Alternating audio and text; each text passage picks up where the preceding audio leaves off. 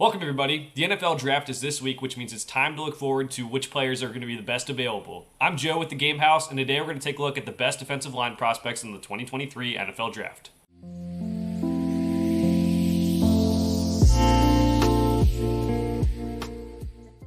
Today, the defensive linemen are up in our position ranking videos as we get ready for the 2023 NFL Draft on Thursday.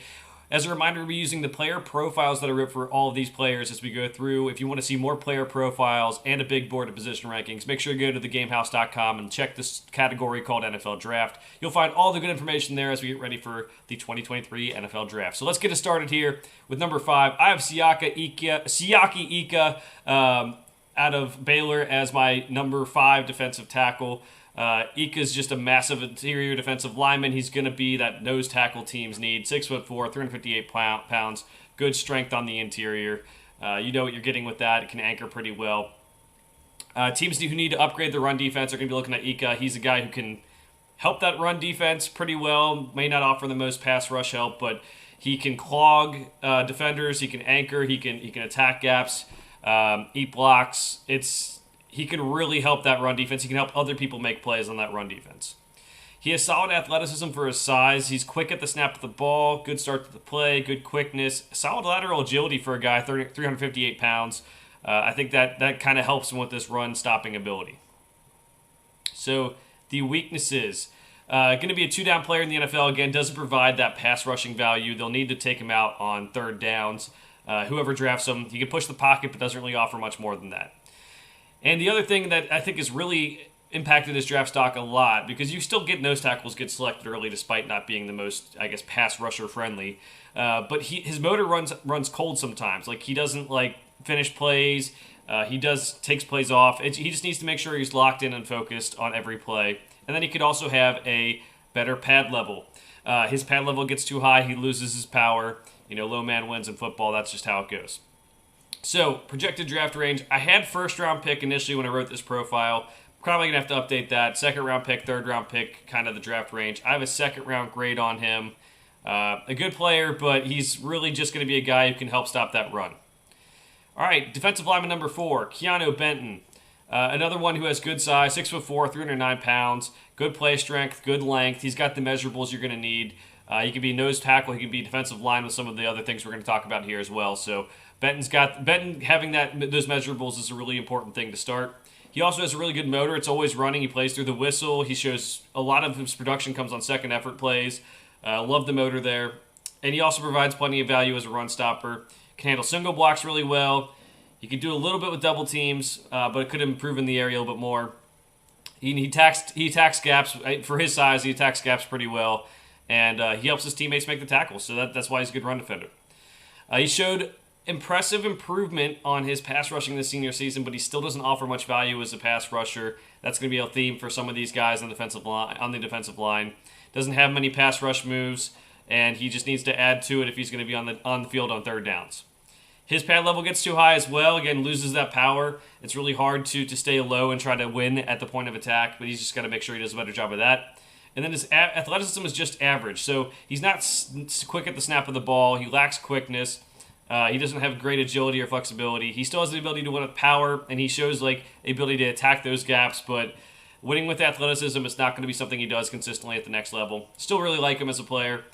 Projected draft range, second-round pick, third-round pick. I have a second-round grade on him as well. I think he'd be a really good player for a team drafting in the second round. All right, third up, Kalijah Cansey, the defensive lineman out of Pitt. He's a guy who's drawn a lot of comparisons to Aaron Donald because they both went to Pitt. They're both undersized interior defensive linemen, and they have some similar strengths, but that does not mean he's going to be Aaron Donald. We'll get into why here in a second. But the first thing we're talking about is the strength. He's extremely athletic, good quickness, good flexibility, a good lateral agility. He can get off at the snap of the ball really quickly at times, and he just is a mismatch athletically for guys on the interior. So I think that could be a really big asset to a team who maybe has a lot of big guys. Maybe you get someone else to kind of change it up for some of those offensive linemen they're going up against. Good motor, doesn't get worn down, plays through the whistle, plays the whole game, keeps his motor running at all times, is able to get production on secondary effort as well. I think that's a really big key with his athleticism and motor. I think he can win in a lot of ways. He's a good pass rusher for an interior lineman. I think he's probably one of the best in the class for in terms of pass rushing ability. Uses his quickness and motor to get after the quarterback. He understands angles and leverage, and he can push the pocket or find the best way to create pressure on the quarterback. So he's extremely undersized for the NFL level, 6 foot, 280 pounds. I mean, that's really below average. And if you have some of these guys who are kind of smaller for their positions, a lot of times they're outliers. They just, if they work out, it's great, but you don't really expect it to happen. So that's something he's going to have to beat. He doesn't have elite length, so he needs to win with his athleticism and motor. With his lack of size and length, he can get blocked by stronger offensive linemen. He can struggle with some of the stronger guys. It's basically win with his athleticism or don't win at all with him, or secondary effort as well. So you can try to get around blocks, but shedding just kind of gives him difficulty. You can kind of get locked up if he can't really elude those blocks. He's good pass rusher, but he could be a liability against the run. He can be moved off his spot. He doesn't really have the greatest gap integrity. He can also lose sight of the ball when he's trying to make tackles. He just needs to stay more focused and keep on adding to his play strength. I think he can improve a lot against the run too. But if you're looking for a pass rushing defensive lineman, Kaji Kancey might be your guy. Projected draft range: first round pick, second round pick, second round draft grade on him. I think he could be a good player right away. And again, if you're a team, say like the Cincinnati Bengals, who has a lot of big defensive linemen, maybe you go with a little bit more of an athletic guy and can kind of put him in there on third downs on the interior. Number 2 for me, Bryan Bresee out of Clemson. Now, a lot of people moved him down their boards. He had a rough last year at Clemson. His sister passed away due to cancer. He had his own health issues. It was really hard for him to be on the field. It's understandable why he didn't produce as much as he did. But I still think there's a lot to like about him. I think maybe we're overreacting to a player who was in just some tough circumstances this past year. So 6'5", 305 pounds. The play strength is there. The length is there for the position as well. Good athleticism for his position. He was a highly rated recruit because of his athleticism. He's quick at getting off at the snap of the ball. His quickness and speed are kind of good in a straight line and laterally as well. And it's just, he wins because he's more athletically gifted, but he still has good size against some of these guys who are on the interior of the offensive line who don't have those same athletic traits. And he's more of an advanced run defender right now than a pass rusher. Good gap integrity, sheds blocks well. He's able to take on double teams, open things up so that his teammates can make plays, and he also shows pretty good pursuit as well.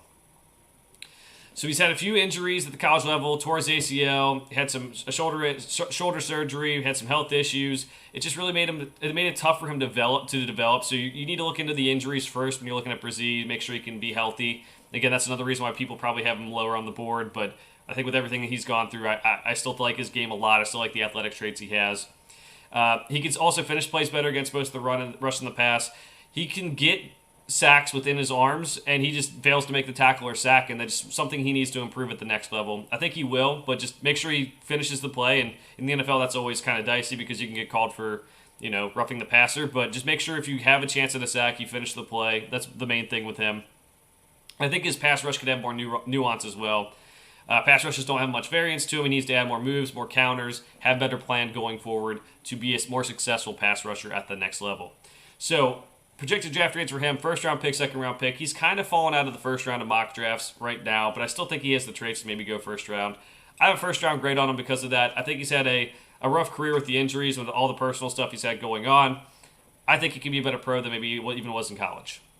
We're going to defensive lineman number 1, and this will not shock anyone, Jalen Carter. Been kind of at the top of most people's big boards for a while. He's number 2 on my big board behind Will Anderson, but he's right up there.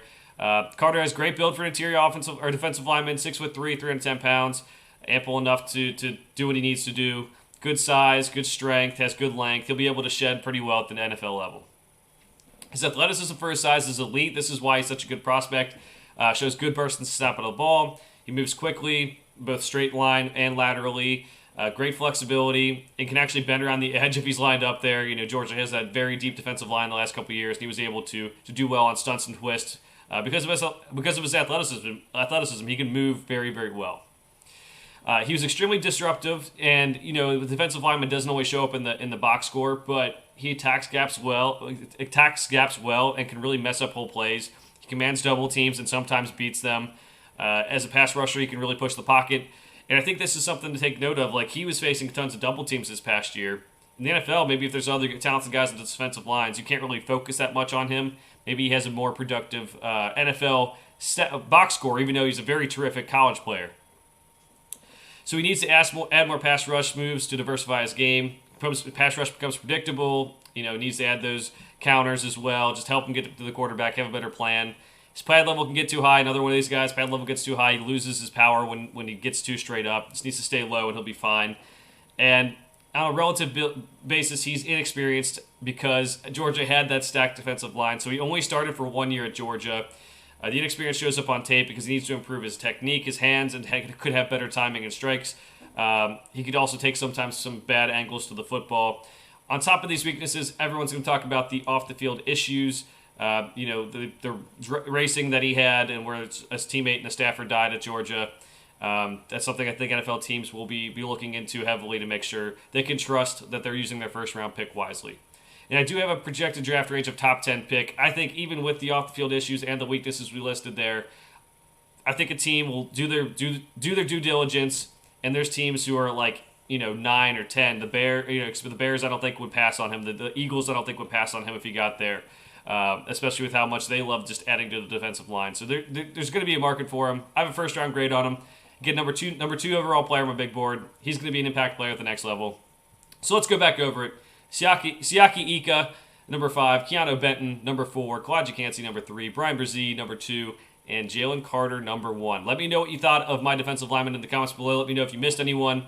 Also, really like Mozzie Smith out of Michigan as well, so just to add another name out there. We're going to be having more position ranking videos before the 2023 NFL Draft. For now, thanks for watching. We'll see you guys next time.